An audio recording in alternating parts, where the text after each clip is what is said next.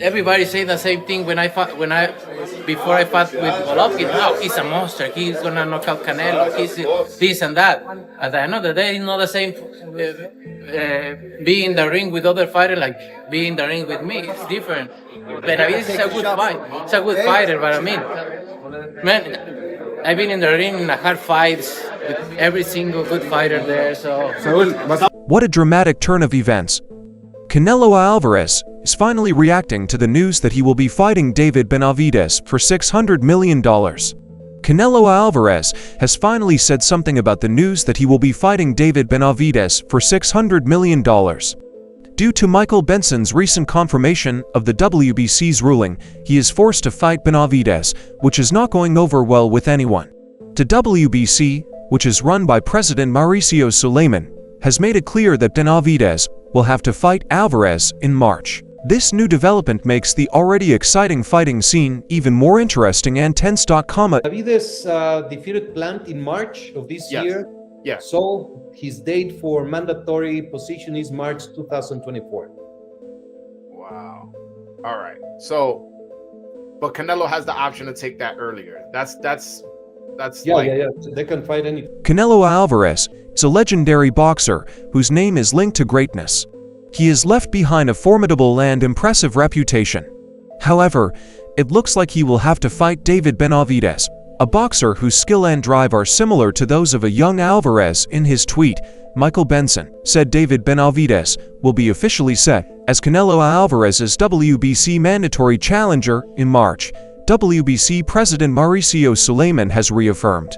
Suleiman has not clarified when the fight will be ordered but indicated Canelo will be free to face another opponent in May. As you can see, it appears that the moment everyone has been eagerly awaiting might finally arrive as Canelo gears up to deliver the long-awaited fight that has stirred up immense excitement among enthusiasts. In a statement last year, Mauricio Suleiman, president of the WBC, told Ed that if David Benavidez beat Dimitri Andrade, he would become Alvarez's mandatory challenger. With this recent announcement from the WBC, the pressure is growing on Alvarez to give Benavidez a chance to compete for the coveted, undisputed super middleweight title. Interestingly, until very recently, many sources said that Alvarez's next opponent would probably be Jermall Charlo, a recent comment from WBC President Mauricio Suleiman, on the other hand, could change the way people talk about Canelo's next opponent. Suleiman recognized that a bout between Benavidez and Canelo would mark the next logical step. I saw a headline that said that we know David Benavidez has been campaigning to get an opportunity to fight Canelo Alvarez. I saw a headline that stated that, Canelo Alvarez is going to be mandated, should he be victorious this Saturday. Obviously, that's putting the carriage before the horse. But if he's victorious this Saturday, does the winner of this fight inherit David Benavidez as a mandatory challenger? Benavidez is the mandatory for the WBC, and the date for mandatory is March. So the winner of the fight, if it's Charlo, he will decide if he remains in super middle, goes back to super welter. But I just concentrate on this. Moreover, Suleiman confirmed the possibility of Benavidez as a mandatory getting a chance against Canelo Alvarez, saying, "Yes, it's very possible Benavidez confirms his status as a mandatory in March." He further detailed ongoing negotiations between the camps, saying, "If Canelo has a fight for May, they're in the same company already talking, and they've been negotiating. We're leaving them to negotiate. We will see what happens for May, and then the WBC can intervene." In the meantime, Alvarez has confirmed that he is set to face an American opponent on May 4th, aligning with the CCODO weekend. Although Jermall Charlo, motivated by his brother's defeat, was initially seen as a top candidate, it's worth noting that David Benavidez, also an American, remains a contender. The outcome remains uncertain as to whether Alvarez will face Benavidez or if the WBC will intervene to compel him to give Benavidez an opportunity in the interim. Alvarez has already dismissed any chance of facing Terence Crawford next. Imagine the entertainment if Alvarez and Terence Crawford were to engage in a pound-for-pound showdown, yet Alvarez has dampened any excitement surrounding this prospect, showing little interest despite Crawford's impressive victory over Errol Spence Jr. last year. He remains unable to secure the fight he wants. It's worth considering the large size gap between the two, with Canelo outweighing Crawford by 20 pounds, although Canelo had previously suggested the chance of facing an American opponent for his May 4th bout in Las Vegas. He has now firmly eliminated Crawford from consideration. When questioned directly by Box.A, Canelo replied with a simple no. Financial incentives don't appear to be a driving factor for Canelo either. While he sees the potential for a lucrative matchup, he deems the criticism he would face for fighting Crawford as not worth the trouble. Canelo said, "They're going to criticize me anyway. I have nothing to gain and everything to lose. If I beat him, everyone will say he was too small." Nevertheless, the fighter from Guadalajara will be going into the ring on Cinco de Mayo weekend. This suggests that his next fight is scheduled for May 4, 2024. The fight will take place in Las Vegas, with possible venues being the T-Mobile Arena and MGM Arena. Meanwhile, after his victory against Charlo, Canelo was asked about his next opponent and answered bluntly, "I don't think Cara." On the other hand, Benavidez has publicly challenged Canelo to a showdown for the undisputed status at 168 pounds. Benavidez said, "Canelo has no one else to fight. If he wants to give me the fight today, tomorrow, or whenever he wants, I'll be here. My work is not yet complete. If Canelo doesn't want to, I beat everyone else. I'll keep fighting. It's a deep division." However, it seems that the Mexican has chosen for a different opponent if that arrangement fails to materialize. Benavidez will be ready and waiting thanks to his ties with Al Haymon's PBC, with whom Canelo has a 3-fight deal. Listen, there are very few things that piss me off, contrary to what you would normally believe. I don't get pissed off at much, because most things don't matter that much, but I love the sport of boxing. I'm like, what about David Benavidez, the natural super middleweight, who's 28-0 with 24 knockouts, who's been begging for Canelo to get into the ring with him? Alternatively, the sport's most prominent global superstar might be eager to face Bud, the individual who replaced him as the pound-for-pound number one after Alvarez dismantled Charlo. Crawford announced on social media Canelo vs. Crawford is the biggest fight in boxing. However, Canelo cooled the talk by saying, "Right now the fight with Terence Crawford doesn't make sense. I just want to let me enjoy this. It's about that would captivate audiences, but we might have to exercise patience to watch its fruition." However, Crawford is American and has ties to PBC, so it's plausible that a clandestine agreement between these two legends has been made. Meanwhile, Leonard Allarb shares his insights on possible future opponents for Canelo Alvarez, suggesting that a bout against David Benavidez would likely generate greater pay-per-view success compared to a potential matchup with Terence Crawford. Benavidez Canelo, man. You think Benavidez could beat Canelo? And any thoughts? You know, a week removed from that Benavidez plant fight. That's a tough fight. It's a tough fight. Because people just look at this matchup, but it's styles that makes the fights. And Canelo does a lot of things really well inside the ring. And he'll get up for a fight like that. He'll really, really get up. But Benavidez is the real deal. I mean, I love him as a fighter. Love him as a fighter. Fun to watch. Yeah, fun to watch. Very, very, very entertaining. I mean, I don't know where Canelo is at now. After didn't he come off of an injury? Yes. I don't know where he's at with that. You got to kind of see that. Benavidez young and in his prime. So it would be a great fight. It'd be a good bump, like you said. Yeah. I would love to see it. Allarb emphasizes the main importance of PPV success in determining the viability of high-profile fights. His analysis is grounded in a deep understanding of the boxing industry, pointing out that while a fight against Crawford may have its merits based on athletic competition, from a business standpoint, it pales in comparison to the potential revenue that could be generated from a Benavidez versus Alvarez fight. Allarb said, "No, I know the numbers. I know the business. No, it's not bigger. It has nothing to do with whether or not somebody deserves the fight or whether they should fight. We're just talking about the business. The Benavidez versus Canelo fight and Crawford versus Canelo is no comparison, showing the discrepancy between the appeal of fights to boxing aficionados and their commercial success." Allarb uses the example of the highly anticipated yet commercially overshadowed fight between Errol Spence and Terence Crawford. Despite its significance in the boxing community, it did not reach the PPV numbers of other major fights, such as the one involving Gervonta Davis and Ryan Garcia. He went on to add, "Terence Crawford is the best boxer in the sport. I mean, He's proven that. But it has nothing to do with the business. And you have to know what that means. For example, Errol Spence and Terence Crawford are two great fighters.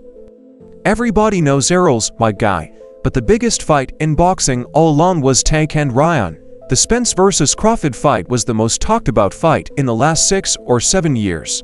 Two young, undefeated guys in their prime. Ellerb's views show the intricate balance between the sport's integrity and its commercial aspirations. He underscores the necessity of making judicious choices that not only respect the sport's competitive nature, but also ensure financial viability. As a fighter. Fun to watch. Yeah, fun to watch. Very, very, very entertaining. I mean, I don't know where Canelo is at now. After didn't he come off of an injury? Yes. I don't know where he's at with that. You got to kind of see that. Benavidez young and in his prime. So it would be a great fight. It'd be a good bump, like you said. Yeah, I would love to see it. With a focus on long-term planning and strategic fight selection, Ellerb commentary sheds light on the complex factors behind organizing blockbuster boxing events. According to Ellerb, the business said something else. That fight did half of what Tank's fight did, and their fight did very well. But again, you just got to understand how this works. And when you have the kind of experience that we've had understanding what these marketplaces look like and piracy and all the factors that are involved with the success of a PPV event, it just comes down to knowing what you're doing and what you're not doing. Furthermore, Ellerb anticipation for an upcoming card on Amazon Prime, he highlights his forward-looking method to promoting boxing. His dedication to selecting fights that promise both competitive intrigue and substantial viewer engagement reflects nuanced strategy aimed at maximizing the sport's appeal and financial success. Ellerb said, "See, we're not in a situation over here where we're losing money. You have one promoter in particular who doesn't give a. It's like it doesn't matter, but we try to make smart, conscientious choices.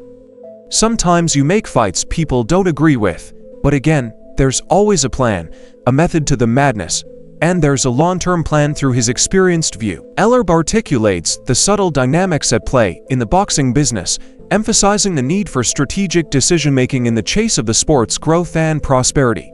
Ellerb added, "I'm excited for this card to kick off for Amazon Prime. This will be a tremendous show full of great fights. No, this is not the all-star team per se, but these are some very good fights, and we think there's going to be a great response to the support." I haven't really thought about that, but if you ask me about the business of which fight is bigger, the Benavidez fight is bigger. It's a much bigger fight. Meanwhile, Juan Manuel Marquez, the iconic former Mexican boxer, has expressed his desire for Canelo to take on David Benavidez in the ring, urging for the fight to happen at the earliest chance. Want to see that fight, Benavidez Canelo, and many people want to see the fight. I don't know what's going to happen in the future. Hey, and how does it feel to be in the Hall of Fame, man? How does it feel to be? I feel great. I feel great after the many years of career. Yes. This is the last step to get the International Boxing Hall of Fame. I feel great. I feel very happy. Let me ask both. Do y'all feel like? Let me ask both of y'all. Do y'all feel like Canelo? Do y'all dislike that statement about not fighting Mexican fighters? Yeah, I mean, I feel like because there's a lot of great Mexican fighters, you know, that Canelo can make the fight happen. You know, I feel like it feels such for the Mexican people, bro. Why not all break bread each other? Why not? Let's make a big fight happen. We all get paid, and you know, we put on for Mexico. Many Mexican people want to see the fight Canelo Benavidez. I don't know. The people want to see the people that I don't know. The promoters needs to make the fight. In another interview, Marquez said he is more than a year as an official challenger, and I think the most feasible thing is that the World Boxing Council will have to disown Canelo as champion if he doesn't accept the fight instantly because he is their official challenger. It could be in May or September, but I think the most important thing is that he is the official challenger and has to meet the Mexican fighter if that bout fails to materialize. Marquez pushes for the WBC to disassociate from Canelo due to his refusal to accept the challenge. Benavidez is raising his hand and is hitting on the desk, saying, "I deserve the chance." Now what does the body have to do if Canelo Alvarez doesn't want to fight Benavidez? They have to strip him of the title. They have to reject him, he added. On the other hand, Canelo previously acknowledged in an interview with Hugo Sanchez that he plans to continue his boxing career for at least another 4 years. Canelo said, "From 28 to 29 years old is where I have felt the best. I've always said that at 37 is a good age to enjoy what I've done with my family or other things in my work, and that's what I think. But I said I would debut at 18, and I did it at 15. However, before contemplating retirement, Canelo cautioned and that his goal is to arrange a bout at Mexico's premier sports venue, the Azteca Stadium in Mexico City. Yes, I'm interested in fighting at the A Stadium. I would love to have a fight before retiring at the A, said Canelo. Should be noted that after beating German Charlo, Canelo Alvarez said, I will fight again on May 5, 2024 against anyone. I don't care, throw me anyone. No one can beat me. Another interesting aspect, we know that among the many opponents Alvarez has faced, the encounter with Shane Mosley stands out as one of the most challenging. Despite Alvarez emerging victorious, Mosley bore witness to the burgeoning talent of the young boxer over a decade that has elapsed since that bout. And Mosley now thinks David Benavidez possesses the potential to dazzle against Alvarez. Benavidez, if they fight, what do you think? I think it's a really, really good fight. Like I said, I'm a Benavidez fan, so I think Benavidez could have the edge because he's bigger and taller, but Canelo's a great fighter, so I don't know. It's good for boxing. It'll be a big one. It's great for boxing. In a recent talk with Fight Hype, Mosley elaborated on Benavidez's attributes that make him a formidable opponent for Canelo. He also mentioned Benavidez's recent triumph over Dimitri Andre. He praised Benavidez's relentless fighting spirit and his mental toughness, characteristics that he thinks set Benavidez apart as an exceptional fighter. Here's what Muntz said. Benavidez is a beast, not just when he's fighting but all the time. He has that mindset, and I love watching fighters like that. It was kind of hard for Andre to do because it's not his way. He is not as big as David, but he still fought and gave his all. Canelo is going to be a good fight too because he isn't going to be able to sit back and just counterpunch. He's going to have to fight the whole time. Mosley's insight suggests that a fight between Canelo and Benavidez would not only be competitive but could also push Alvarez to adapt his strategy against an opponent who brings a different set of advantages to the ring. Mosley further added, it's going to be a great fight. I'm not saying he's going to walk through him like he did Boo, but I'm saying it's going to be a great fight. I know Canelo can crack, and he has good counter shots. I've been in the ring with him. To finish off his thoughts, Mosley also talked about Benavidez's biggest advantage against Alvarez. He said Canelo is very fast, he has good speed and good ring IQ. I still think Benavidez might be a little too big for him. He's too tall, his arms are too long, that might be a problem. It seemed like it was a problem when Canelo fought Bivol. This talk sheds light on the tactical consideration and physical dynamics at play in high-level boxing matchups, underscoring the intrigue surrounding a possible clash between Canelo and Benavidez. With Mosley's analysis, the boxing community is given a glimpse into the challenges and opportunities that such a fight would offer, adding to the anticipation of what could be a memorable encounter in the sport. However, let's see how Canelo thinks about a possible fight with Benavidez. Consider Benavidez. We'll see. We'll see. We 100% focus on this fight, but everything is possible right now. So is the plan to go back-to-back with the brothers? You said no up there, so that's not the plan? It's not my plan. Right now, I'm focused 100% in Jermel, but you never know. Could happen. On the other hand, immediately following the introductory press conference for his March 30th, but Chu wasted no time addressing a query regarding his perspective on a potential showdown between Canelo Alvarez and David Benavidez. Claims to be a big fan of Benavidez, calling him an absolute monster, absolute animal. At this moment, his inclination leans towards favoring Benavidez over Canelo. During their exchange, Chu boldly declared, I look and aspire to the throwback fighters. You know, I feel like fighters these days in this modern era there. Just a bunch of that's just my opinion. The old throwback. When I grew up watching boxing in the 2000s, everyone just fought the best, and that's what I am. However, according to promoter Samson Lukovic, the anticipated fight between Canelo and Benavidez will not come to fruition. No luck, replied. When questioned by Pro Box TV about the possibility of an Alvarez versus Benavidez out happening in 2024, he added Canelo Alvarez will make his legacy, and his legacy will be stained because he did not fight the best at this time, which is Benavidez. I think the children, maybe the grandchildren one day, will ask him why he did not fight Benavidez, because Canelo says he wants the best fights, but that's the best fight now. He says he's going to fight an American in Las Vegas on May 4th. At one moment in the contract it was German Charlo. Now we don't know who the American might be, like Abel Sanchez, a previous trainer. claims that David Benavidez hasn't defeated any notable opponents to deserve a chance at challenging Canelo Alvarez, the undisputed super middleweight champion.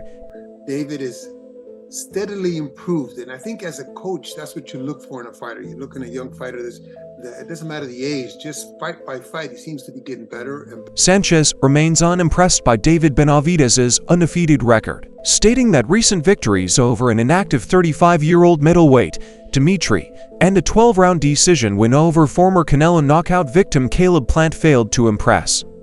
Sanchez said, "Canelo, will he get more money to fight Benavidez? Will he get more money to fight Crawford or Charlo? It's going to be the same. I think David is the closest to merit that fights with Canelo, but one fight isn't going to do it." According to Abel, Sanchez, Benavidez's recent wins over a 35-year-old inactive middleweight, Dimitri, ended in November, as well as his 12-round decision victory against Caleb Plant, a past victim of Canelo's knockout, failed to impress. Abel emphasizes that Benavidez must overcome Jamal Charlo to earn a matchup against Canelo. Interestingly, Sanchez ignores David Morrell Jr., a seemingly invincible super middleweight fighter, in his assessment. According to Sanchez, "Look at the record of Crawford, he's never fought anybody at that level. I would have liked to have seen Crawford fight Charlo, the bigger Charlo, take him away from Canelo. If he beats Charlo, now we're talking. Do you know who has the right to call the shots? Canelo, because he's already done it. Look at what he's done compared to the other guys. Andre hadn't fought in how long? And he is a 160-pounder. I thought David fought well in his last fight, but he's got to earn the right to fight Canelo. Quit talking so much and go out and fight somebody. Why hasn't he fought Charlo? He has to stand in line for the guy that is running the show. Canelo is the only one that has a right to call his own moves. Why? Because nobody has ever done what he's done to this point. David hasn't. David had one good win where we can say, wow, what did he do to Plant? He designed Plant." Sanchez thinks that if Benavidez aims to vie for a chance against Canelo, he ought to face Morrell instead of the 33-year-old middleweight competitor Jamal Charlo. It's foreseeable that even if Bennett were to defeat Jamal, he wouldn't garner recognition due to Jamal's inactivity, his weight class mismatch at 168, and evident personal problems that have adversely impacted his once promising career. So that's all from today's video. If you liked it, remember to leave a like, subscribe, and ring that bell icon so you never miss our future videos.